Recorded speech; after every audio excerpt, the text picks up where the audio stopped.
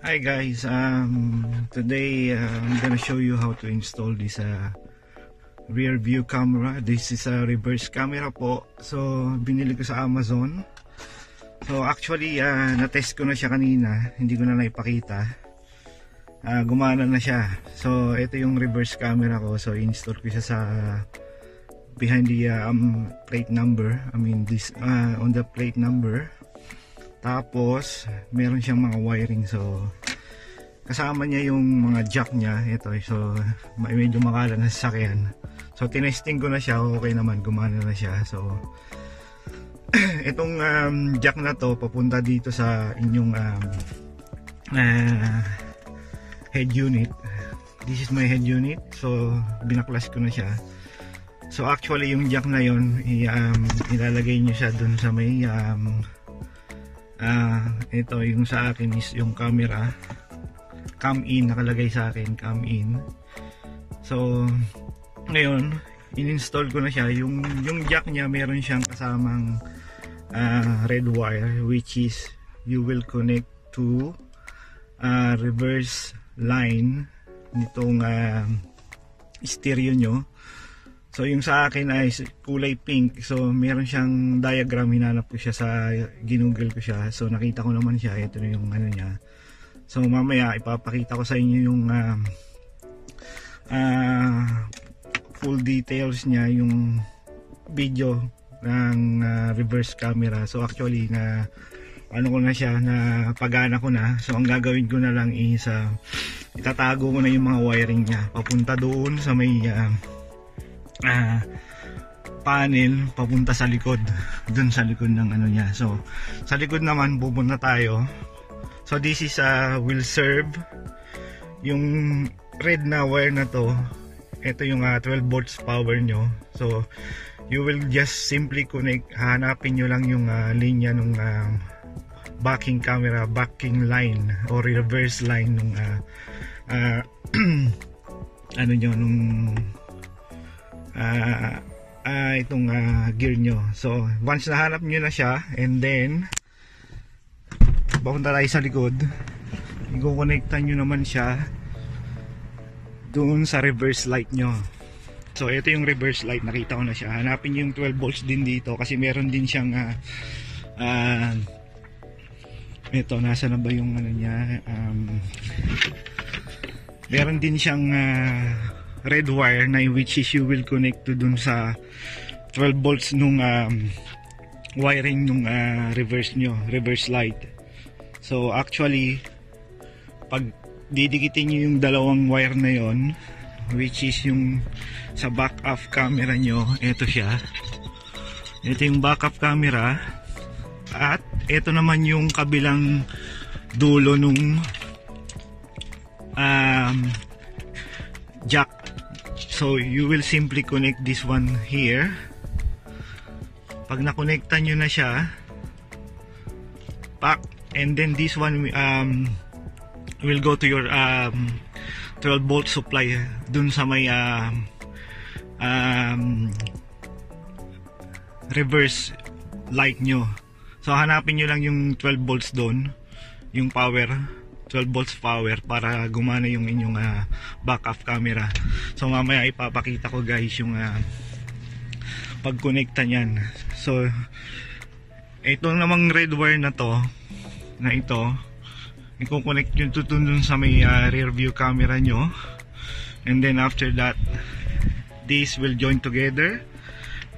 And then meron akong wire dito kasi medyo maigsi siya, so iduduktong ko siya here, tsaka yung isang camera yung dun sa 12 volts na wire din dun sa reverse camera nyo, papunta naman dito sa inyong reverse light. So mamaya papakita ko sa inyo pagkatapos nun. So ayan na guys, bali naikabit ko na siya dun sa likod. So yung wiring niya is ito siya,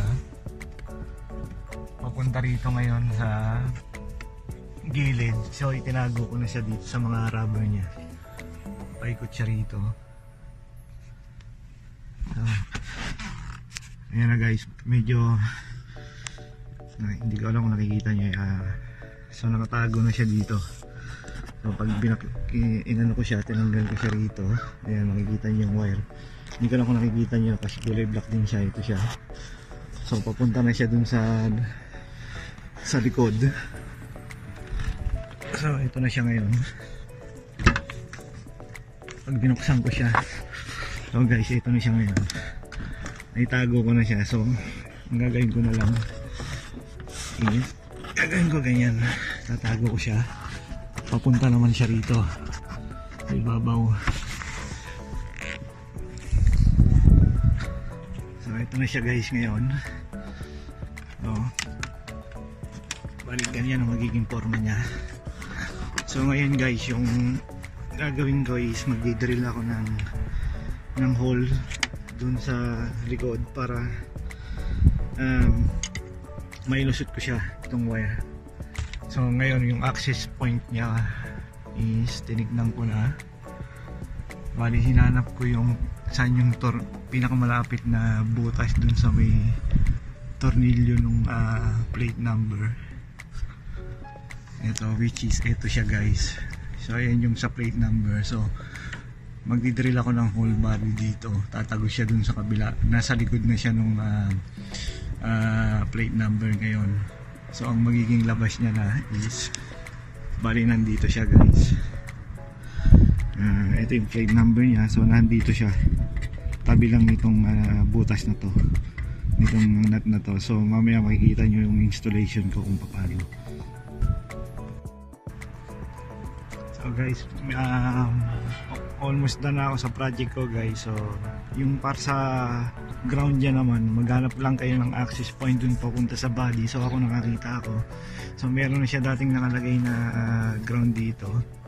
So ito, kinonekta ko na lang siya yung yung ground nitong backup camera. So kinonekta ko, isinama ko na lang siya doon. So matatapos na ako guys. So ito na lang, bali yung red wire na lang ang i-connecta ko, then i-hid ko na siya rito sa niya, sa mga rubber niya rito sa windshield, sa rear windshield ko. And then after that, babalik ko na yung panel and mapakita ko na yung finished product guys. So guys, natapos ko na ngayon yung pag-install ng reverse camera ko. So iti-testing ko na siya ngayon kung gumagana siya. So bali naka-ignition on lang ako, then ilalagay ko siya sa reverse. Let's see kung gagana siya. So ayan na guys, ito na yung na-install kong camera. So naggumana na siya. So ang ginawa ko ngayon is nag-drill nga lang ako ng hole doon sa panel nung sa back door nung sasakyan ko. So gumagana naman siya. So ayan, let's see, start ko yung sasakyan. And then gagawa tayo ng magbabaking ako.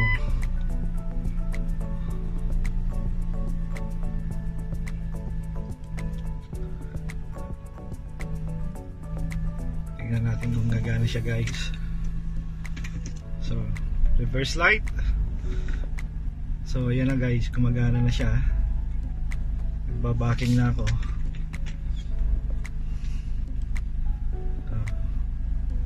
Gumagana na siya guys. Then I'll go forward. So nawawala siya. So bumabalik siya dun sa